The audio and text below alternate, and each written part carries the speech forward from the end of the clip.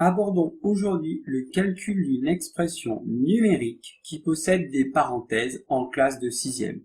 Nous avons donc déjà abordé l'addition, la soustraction, la multiplication ainsi que la division par 10. Quand on aura une expression avec une parenthèse, il faudra toujours commencer par effectuer les calculs qui sont situés entre les parenthèses.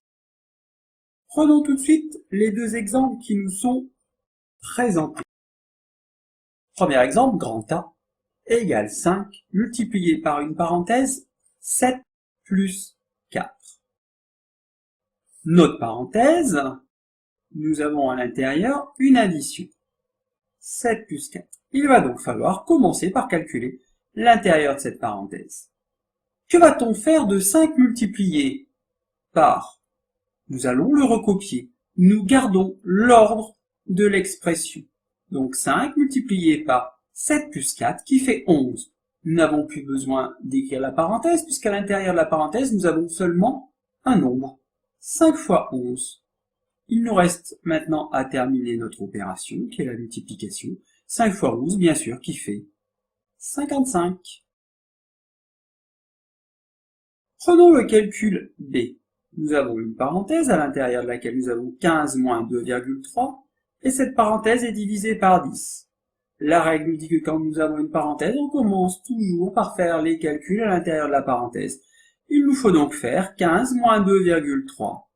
Déjà, 15 moins 2 qui fait 13 et 13 moins 0,3, on obtient bien sûr 12,7 que l'on doit bien sûr diviser par 10, puisque l'opération divisée par 10, nous ne l'avons toujours pas faite. 12,7 divisé par 10, nous savons faire. Nous avons déjà vu que diviser un nombre par 10, cela revient à décaler la virgule d'un rang sur la gauche. On obtient donc 1,27. Troisième exemple. Exemple C égale une parenthèse autour de 9 plus 6 multiplié par une parenthèse autour de 7 moins 4. Il nous faut donc d'abord calculer l'intérieur de chacune des parenthèses. À l'intérieur de la première parenthèse, nous avons donc une addition. 9 plus 6. 9 plus 6, nous obtenons bien sûr 15. Multiplié par la deuxième parenthèse, 7 moins 4. 7 moins 4, nous obtenons bien sûr 3. Nous ne mettons bien sûr plus aucune parenthèse, puisque à l'intérieur de chacune de ces parenthèses, nous obtenons un nombre. Il nous reste à terminer par la multiplication. 15 fois 3. 3 fois 5, 15, on retient 1. 3 fois 1, 3, plus la retenue 4. 3 fois 15, qui fait bien sûr 45.